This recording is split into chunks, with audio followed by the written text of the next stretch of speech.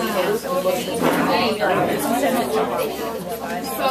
doubling out. We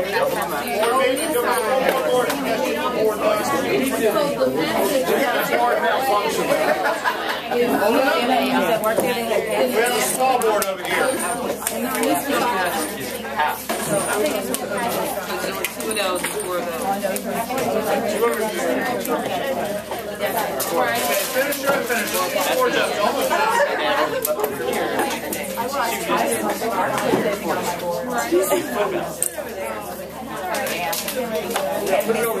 You guys are just like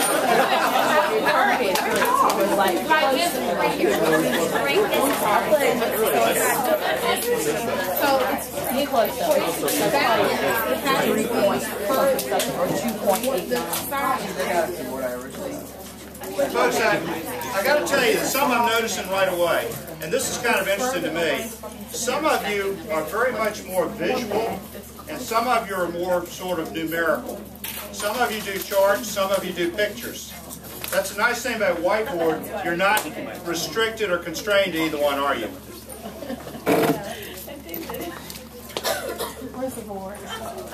Then we have the multi-purpose experimental board there. What are you noticing? What are you noticing in words? What can you tell me about what happened? Twice the distance equals half the weight, and half the weight equals.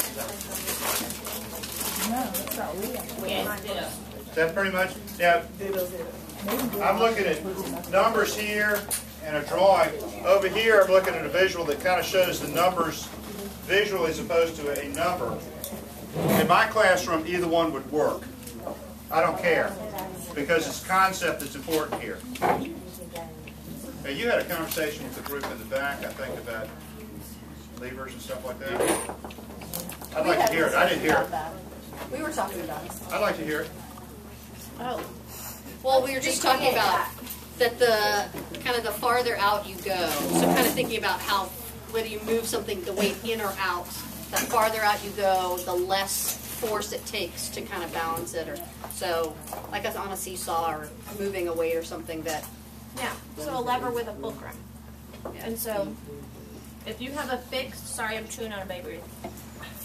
If you have a fixed weight and distance on this side, then if you're closer into the fulcrum on this side, then you have to have a heavier weight. If you're further out on this side, then you have to have a lighter weight.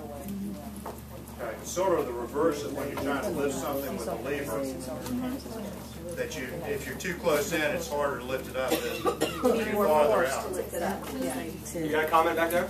Is that why when you're walking on a tightrope you have the longer bars to keep your balance?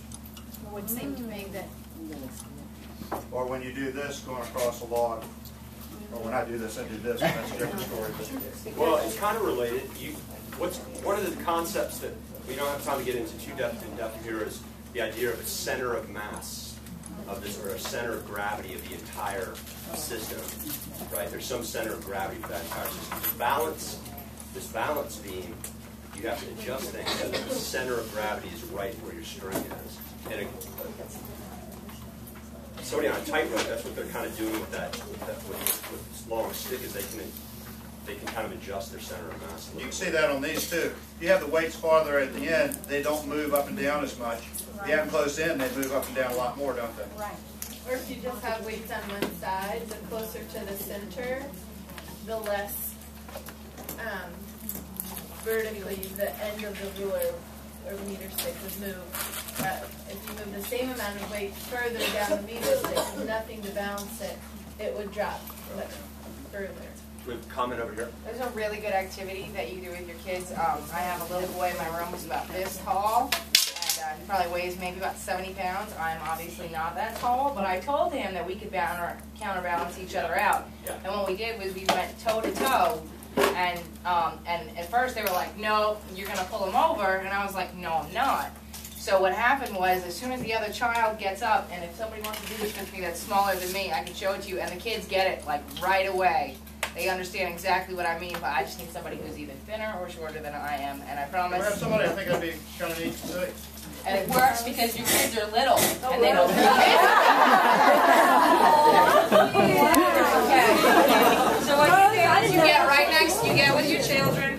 go toe to toe. Okay, and then you grab my hands, and we interlock. Hold on, we interlock our hands. Now go back, because you're gonna go back further. You're gonna go back first. And you tell them that you have to straighten out your arms. Now we're not going anywhere, and we can hang here all day long.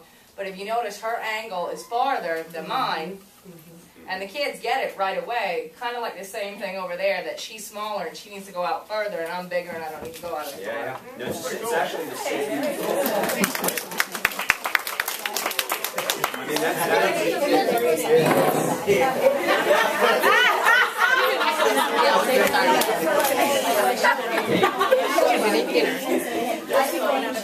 But I'm telling you, you can go with the smallest kid in your room, and they will go back as far. And yes, you have to tell them, no, don't drop your butt. They've got to stay straight, because as soon as they drop your butt, then you come forward. And I mean, they can experiment and do it with like a kid the same size as them, and they'll notice right away, oh well, our angle's about the same. But then a kid that's lighter, the kid that's lighter is going to go back further than the kid that's heavier. That's great. That's great. And I mean, I also want to pick up a little bit on the language from the former group about the idea of forces. The force doesn't have to be as high. So that's what's kind of strange here, right? Is that you know that when you have twice the weight on one side as the other, are the forces balanced? Is there the same force on this side as on this side? Yes. Isn't it? Well, there's a different amount of weight. I'm going with that. The force must be the same. So it turns out that's not what. So it's not the forces aren't well altogether in the entire system. The forces are balanced. Otherwise, it has to be. But these two weights are completely different weights. They're different forces. So what matters is the amount of force and this distance from the pivot point. And obviously the pivot point would be where your toes touch each other. Yeah, that's a great. I mean, you can really model what you just did. It's the same. It's the same thing. You had a name for it. What did you call it again? Well, I'm not supposed to say it. Now, what you're learning about here is torque. That's what this is. He wasn't supposed to say it because I told him I never did understand torque. They talk about Tiger Woods having torque, I said, so somebody's got to explain torque to me. Well, here's another example.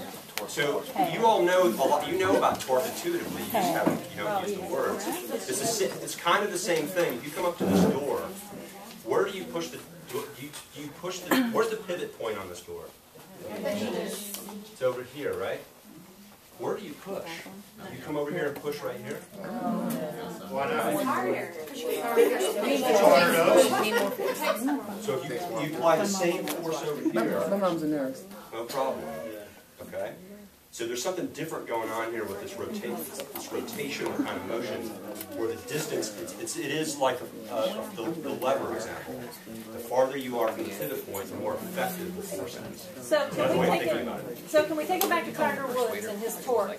So the way I'm understanding it is that if he turns, the more he turns and torques his body, the more leverage than he has on the ball. Is that what they're referring to? Yeah, I mean, he's applying more. He has a whole different thing.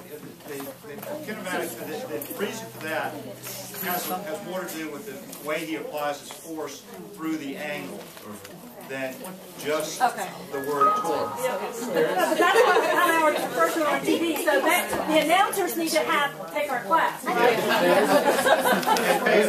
Yeah, that's what I'm saying. They need to take our class. Yes, ma'am. Just FYI on the motion, force, and motion activity that we did. In the book, it actually does give all the explanations about why we chose one other thing than another, and it said that the only statements D, G, and J were the only correct ones. And then it gave other explanations for the teacher notes. Yep. And that was just really, because, we were saying how they said it, like she said, that they put distractions in there. Right. But this just gives more information. It's in our book. Oh, yeah, absolutely. Well, you all have access to this book. They all got the book? It's all this book. These activities came out of this book. You haven't gotten one of those? But I that guess is talk to a Jennifer really, Lindo. really good explanation for what Yeah. we all were thinking. No, absolutely. The three activities at the beginning that we did, three sort of, well, actually, even this balance beam is in this, and it has explanations about it.